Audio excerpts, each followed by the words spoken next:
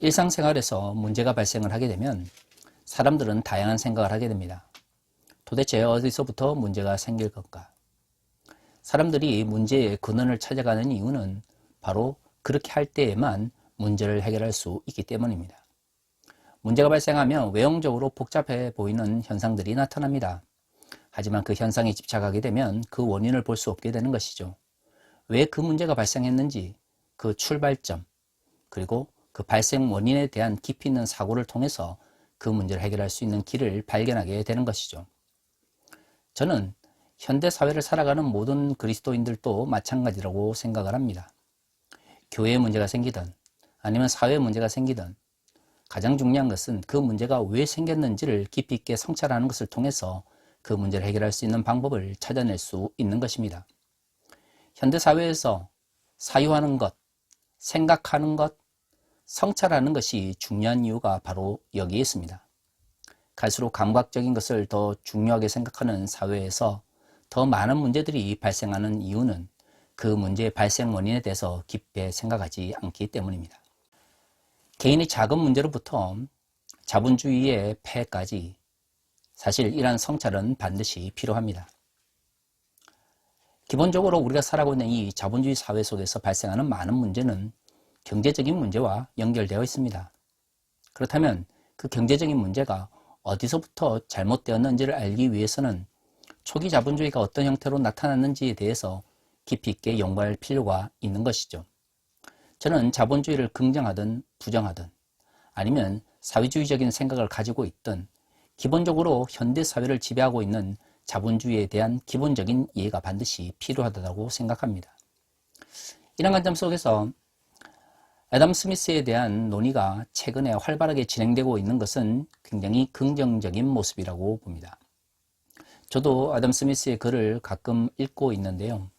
최근에는 도덕감정론이라고 하는 책을 다시 읽고 있습니다. 애덤 스미스의 글은 국부론이 가장 유명하죠. 어떻게 자본을 기반으로 하는 이 시장의 경제가 현대 사회를 지배할 수 있는지를 국부론은 굉장히 잘 설명하고 있습니다. 그 유명한 보이지 않는 손이라고 하는 개념이 결국에는 합리적인 시장을 통해서 그 사회가 필요한 경제적인 토대를 마련해 나간다는 기본적인 내용을 담고 있습니다. 하지만 도덕감정론은 좀 다릅니다. 도덕감정론은 애덤 스미스가 생각했던 현대적 의미의 사회가 어떤 모습을 가지고 있는지를 보여주고 있는 것이죠. 애덤 스미스가 생각하는 그 당시의 근대 사회는 기본적으로 계급 사회가 아닙니다. 귀족이 존재하고 왕이 존재하는 사회가 아니라 어떻게 하면 인간이 합리적 사유 방식 속에서 사회를 만들어갈 수 있을까를 고민한 것이 도덕감정론의 출발인 것이죠. 그래서 도덕감정론에서 애덤 스미스는 기본적으로 현대 사회가 공감, 심퍼티라고 하는 공감에 기반해서 모든 사회적 윤리와 규칙을 정해야 한다고 생각을 합니다. 사실 애덤 스미스의 이 이론은 그 이전에 중세나 아니면 봉건제 사회를 지배했던 사회 이데올로기와 비교해보면 굉장히 진보적인 것을 알 수가 있죠. 중세에 국가란 왜 존재합니까? 그렇습니다. 하나님께서 왕들에게 권력을 부여했다고 생각했습니다. 왕권 신수설이라고 불리는 이 윤리는 기본적으로 왕이 왜 이 나라를 통치해야 되는지에 대한 통치 이념을 제공해 주었습니다. 이러한 사회 속에서 애덤 스미스는 타인의 감정에 공감하는 그러한 사회를 꿈꾸었던 것이죠. 어떻게 보면 국부론과 도덕감정론은 잘 어울리지 않는 것처럼 보입니다. 하지만 애덤 스미스가 꿈꾸었던 새로운 사회는 타인의 공감을 기반으로 형성된 사회적 체제와 법률 제도들이 지배하는 합리적 세계고요. 감리적 세계는 보이지 않는 손이라고 하는 시장 논리에 의해서 합리적으로 경제적 문제를 해결하는 사회라는 것을 알 수가 있는 것입니다. 물론 제가 최근에 도덕감정론을 새롭게 읽으면서 관심을 가지게 된 몇몇 구절들은 이러한 기본적인 애덤 스미스의 논리와는 조금 거리가 있습니다. 예를 들어서 한 구절 제가 읽어드릴게요. 그러나 모든 방종한 관행이 사회의 번영을 파괴하는 경향이 있음을 이해하는 데에 일반적으로 대단한 인식력이 요구되는 것은 결코 아니지만 이런 식의 사회적 고려를 통해 우리가 그에 한 관행에 처음으로 반감을 갖는 일은 좀처럼 없다. 모든 사람, 심지어 가장 우둔하고 사고력이 결여된 사람조차도 사기, 배반, 불의를 혐오하고 그러한 행위를 한 인물이 처벌되는 것을 보고 기뻐한다. 그러나 사회 존립을 위한 정의의 필요성이 아무리 명백해 보일지라도 그러한 필요성을 곰곰이 생각해 보려는 사람은 거의 없다. 저는 도덕감정론에서 애덤 스미스가 이야기했던 그 심퍼티, 즉 공감이라고 하는 개념보다는 제가 방금 읽어드린 이 부분이 더 마음에 와 닿았습니다. 왜냐하면 애덤 스미스가 생각할 때에 기본적으로 지금 중세에서 근대로 넘어가고 있는 이 사회 속에서 살아가고 있는 많은 사람들은 독특한 성격을 가지고 있는데요. 그것은 누구나 봐도 그것은 잘못된 것이고 그것은 부리하다고 이야기를 하면서도 그것이 왜 불의한 것인지, 어떤 이유에서 그것이 옳지 못한 것인지에 대해서 합리적으로 생각하려고 하지 않고 그것을 그저 지켜만 보고 있다라는 것이죠. 애덤 스미스는 이 부분에 대해서 굉장히 이상하게 생각을 했습니다. 물론 우리는 근대 사회를 살아가지 않기 때문에 애덤 스미스의 이 의문과는 좀 다른 관점 속에서 이 문장을 살펴볼 필요가 있다고 생각을 합니다. 21세기 한국 사회를 살아가면서 많은 그리스도인들이 당연히 그것은 잘못되었고 그것은 당연히 옳지 못하다고 말하는 많은 일들이 발생하고 있는데요. 그것이 잘못되었다라고 누구나 그렇게 이야기를 하면서도 그것이 왜 잘못되었는지 깊게 생각하지 않는다는 것입니다. 사실 한국 교회에 일어나고 있는 많은 일들을 봅시다. 최근에도 한국 교회가 교회를 세습하고 또 성폭력 문제를 일으킨 목사들을 노예나 총회가 제대로 처벌하지 아니함으로써 사회적으로 큰 비난을 받고 있습니다. 대형교회가 하나님의 이름을 명목으로 잘못된 세습을 행하면서 그것을 정당화하려고 하고 있죠. 그런데 많은 이들이 이것을 보면서 생각합니다. 교회 세습은 교회를 사유화하는 것이니 공교회성을 부정하는 것이고 그것은 곧 살아계신 하나님을 부정하는 것이다 라는 것을 누구나 쉽게 할 수 있습니다. 하지만 또한 그 교회들을 향해서 비판하거나 아니면 잘못된 행동을 하는 목사들이 있는 교회를 떠나는 행동은 하지 않는 것이죠. 애덤 스미스의 시대에도 그랬습니다.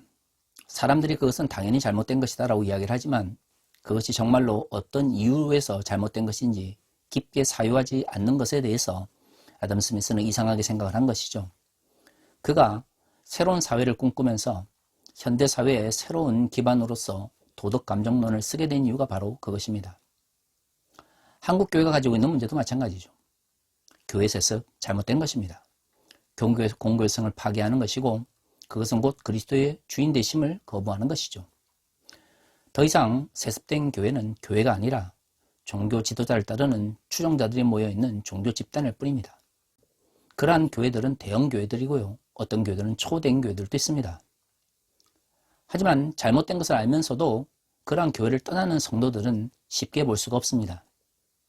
만약 교회가 잘못된 것을 바꾸고 싶다면 그 내부에서 그것을 바꾸기 위해 치열하게 투쟁해야 되는데 많은 세습된 교회나 성폭력이 발생한 교회에서 보면 이 목사들의 문제뿐만 아니라 그 목사들을 추종하는 잘못된 성도들도 많이 있습니다.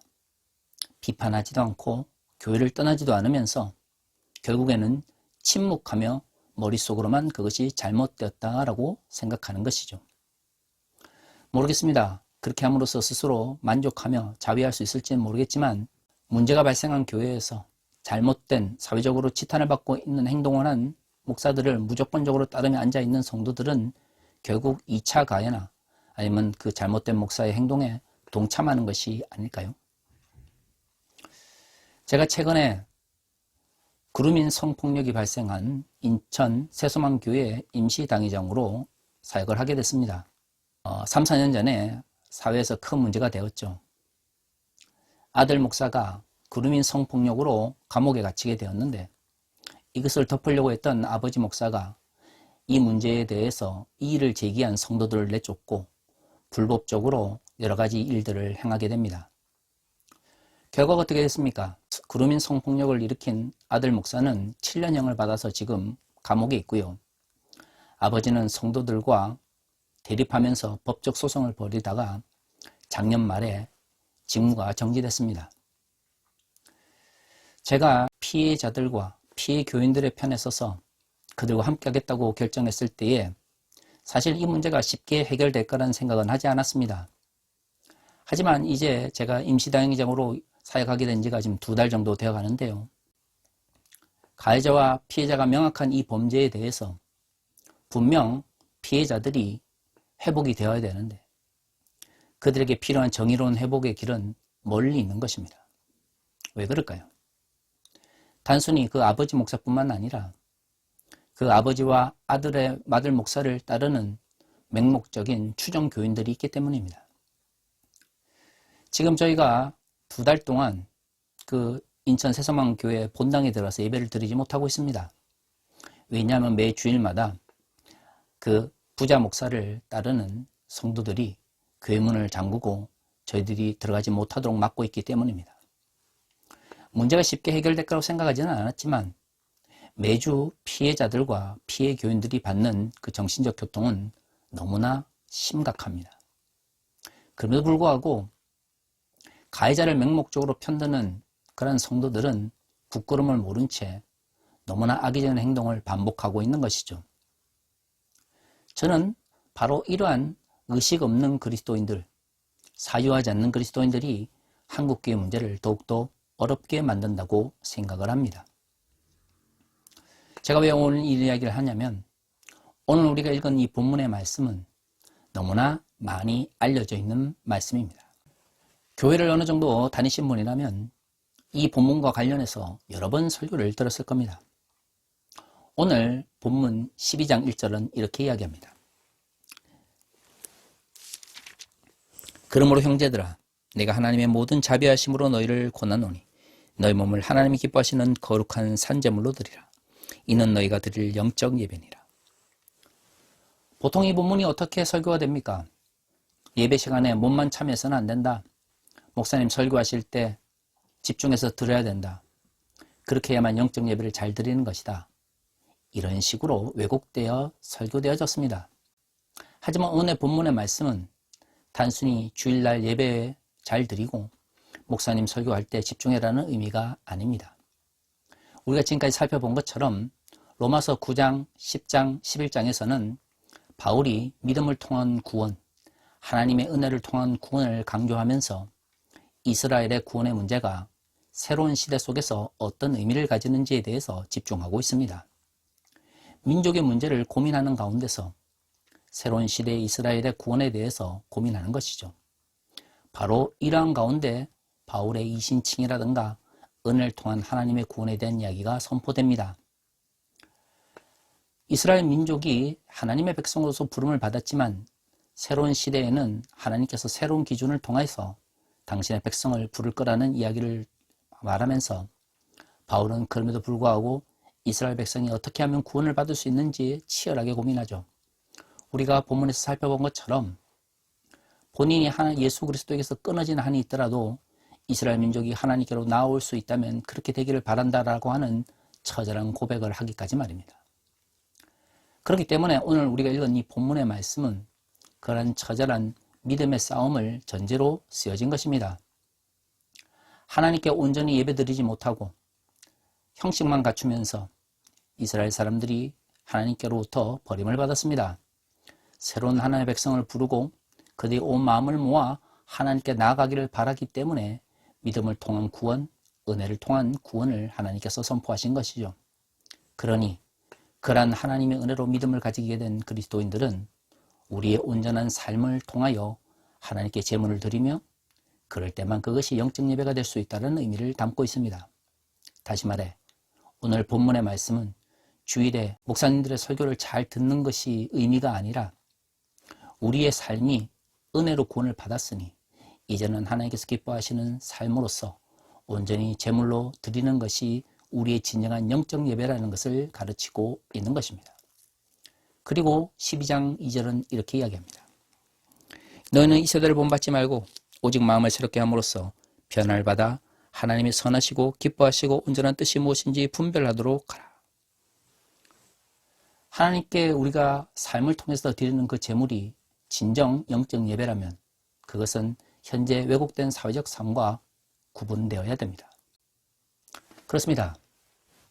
바울이 말하는 믿음이라고 하는 것은 우리가 지금까지 살펴본 것처럼 내적 신앙이나 개인의 구원만을 이야기하는 것이 아니라 민족의 문제와 사회적 고민들이 함께 들어가 있습니다. 그럼에도 불구하고 그 하나님의 구원은 하나님의 은혜 가운데 있음을 바울이 강조하는 것이죠. 그렇게 치열한 갈등과 고민 가운데 우리에게 주어진 구원을 받은 그리스도인들은 이제 우리가 원하는 방식대로가 아니라 하나님께서 기뻐하시는 삶의 방식대로 살아가야 됩니다. 그것이 바로 영적 예배인 것이죠. 그 영적 예배는 단순히 한번 주일 나와서 예배드리고 끝나는 것이 아닙니다. 무엇이 포함되어 있습니까? 하나님 나라의 가치를 쫓아 살아가는 삶이 포함되어 있는 것이죠. 문제는 한국의 많은 그리스도인들이 그들의 삶 가운데서 하나님 나라의 가치를 실현하며 살아가기보다는 세상의 가치를 그저 무조건적으로 쫓아갑니다.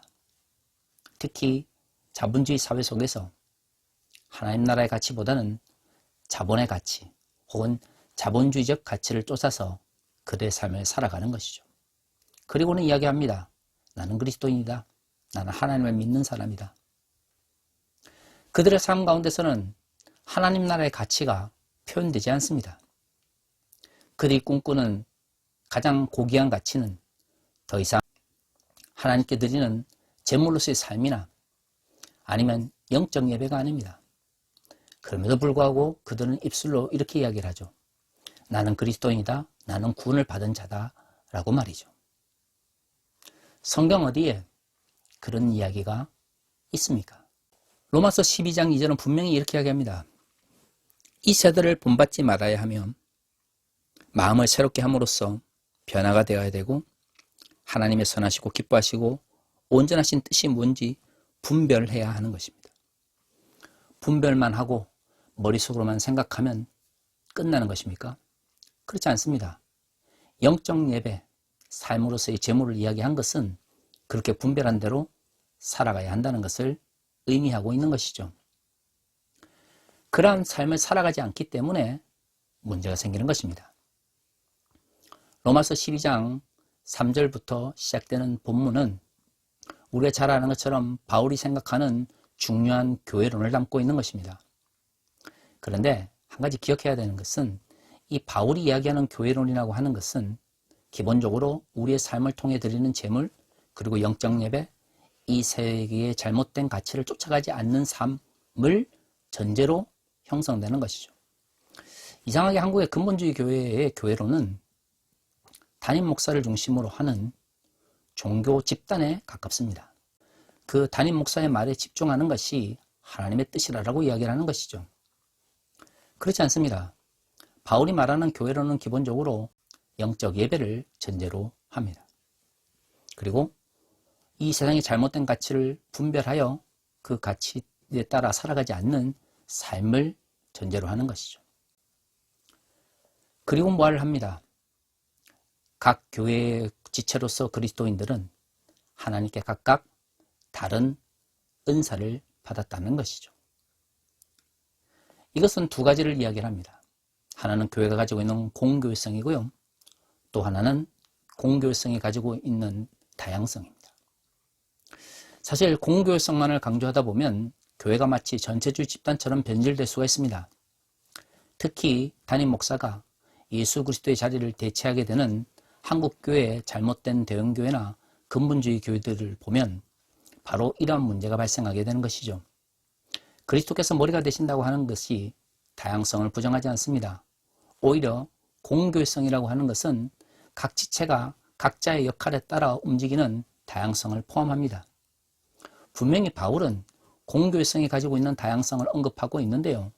한국교회는 일제 침략의 영향을 받아서 잘못된 군사주의가 들어가 있고 또한 70년대와 80년대 군사 독재로 인하여 잘못된 군대 문화가 우리 가운데 있는 것이죠. 왜곡된 서열주의와 위계적인 가치들이 성경을 읽는데 왜곡되게 우리의 감정을 투사하게 됩니다. 그래서 그리스도의 머리 되심을 강조하면서 공개성과 다양성을 함께 고민해야 되는 이러한 교회론이 왜곡되어서 담임 목사를 중심으로 하는 위계적 교회 체제가 정당화된 것이죠. 제가 임시당회장을 맡고 있는 인천 새소망 교회의 문제가 바로 거기서 출발합니다. 아들 목사가 구루민 성폭력을 일으켜서 감옥에 갇혀 있는데도, 그리고 그것을 덮기 위해서 아버지 목사가 불의를 저질렀는데도 왜 그를 따르는 성도들이 여전히 피해자들과 피해 교인들을 향해서 악한 행동을 반복하고 있을까요? 그렇습니다. 예수 그리스도를 섬기는 것이 아니라 그 아버지 목사와 아들 목사를 섬기는 마치 사교 집단의 추종자들처럼 신앙이 변질되었기 때문입니다. 그렇다면 이것이 단순히 인천 새소망교회만의 문제일까요? 그렇지 않습니다. 한국의 보수교단 혹은 근본주의적 성향에 강한 많은 교회들이 독일한 문제를 안고 있습니다. 단지 지금 그 문제가 외부로 표출되지 않았을 뿐이죠. 마치 다이너마이트처럼 불을 붙이면 언제라도 폭발할 수 있는데 아직은 다행히 불이 붙지 않은 상태에 있는 것입니다. 하지만 이러한 왜곡된 교회론과 또한 왜곡된 로마서에 대한 이해를 가지고 있는 한 언제나 폭발의 위험성을 안고 있는 것입니다. 앞에서 이야기를 한 것처럼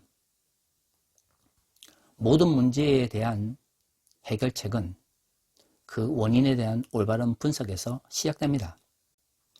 영적 예배와 제물로서 드려야 될 삶의 모습에 대한 이해가 없이 무조건 하나님에 대한 봉사를 이야기를 하니까 한국 교회가 위계적이면서도 마치 사교 집단처럼 변질되는 것입니다. 우리의 삶은 예수를 믿기 전에 잘못된 가치 속에 살고 있던 상과는 구별되어야 됩니다.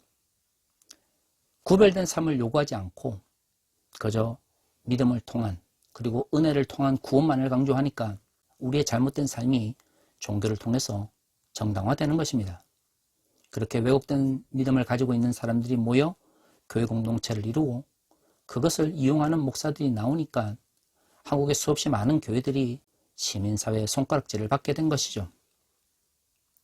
그러므로 우리는 무엇이 문제였는지에 대해서 돌아봐야 됩니다.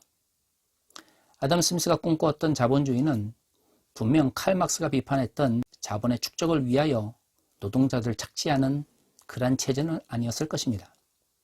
그가 꿈꾸었던 합리적 사회, 타인의 공감을 기반으로 합리적으로 사회적 규칙을 정하고 법률을 정하는 사회, 보이지 않는 손이라고 하는 합리적인 시장의 가치를 통해서 움직이는 그러한 자본주의 사회를 꿈꾸었을 것입니다. 하지만 어느 순간 그러한 합리적 사회 속에서 인간은 사라지고 돈이 지배하게 된 것이죠. 그러니까 우리가 비록 자본주의 속에 살아가고 있다 할지라도 원래 자본주의가 어떤 가치 속에서 형성되었는지에 대한 깊이 있는 성찰을 한다면 현재의 문제를 해결할 수 있는 방법을 찾을 수가 있습니다. 하지만 그 원인을 외면해버리면 영원히 그 문제에 대한 답을 찾을 수가 없게 되는 것입니다. 교회도 마찬가지입니다. 담임 목사의 영향력이 지나치게 확대되어 버린 한국 교회는 어디서 교회론이 잘못된 것일까요? 단순히 교회론만의 문제가 아니라 그 교회론을 형성하고 있는 신앙의 문제, 기독교 신앙에 대한 왜곡된 이해가 결국에는 왜곡된 교회론을 만들어내는 것이고요. 그러한 왜곡된 교회론은 결국 한국 사회가 가지고 있는 왜곡된 현대사에 의해서 형성되어진 잘못된 가치인 것입니다. 이처럼 과거에 대한 올바른 분석과 지금 일어나고 있는 잘못된 현상에 대한 올바른 성찰을 통해서 문제의 해결책을 찾을 수가 있는 것이죠. 사랑하는 성도 여러분, 문제의 원인을 알았으면 이제 우리가 해야 되는 것은 무엇입니까? 그렇습니다. 침묵하면서 잘못된 곳에 머물러 있으면서 머릿속으로만 이것은 잘못되었다라고 지켜보는 것이 아니라 우리의 삶을 통해서 우리의 실천을 통해서 잘못에 저항할 수 있어야 됩니다. 그것은 분명히 잘못되었는데 이런저런 이유로 인해서 그것을 바꿀 수 없다라고 생각하는 사람들은 결국 그 잘못에 동참하는 것이죠. 이런저런 이유 때문에 그것을 바꾸지 않는 것은 그리스도인의 모습이 아닙니다.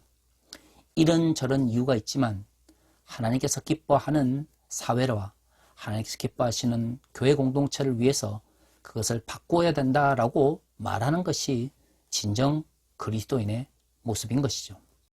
여러분들은 무엇을 위해서 이 땅에서 살아가고 있습니까? 우리의 신앙은 하나님께 드리는 온전한 삶으로서의 예배를 얼마만큼 진지하게 받아들이고 있습니까? 이제 그리스도인들은 머릿속으로만 생각하는 옳고 그름의 문제가 아니라 우리의 삶 가운데서 나타나는 실천적 의미의 정의와 실천적 의미의 불의에 대한 저항이 표출되어야 됩니다. 그렇지 않기 때문에 한국교회가 지금 어려움을 겪고 있는 것이죠. 담임 목사를 무조건적으로 추종하는 것은 교회가 아닙니다.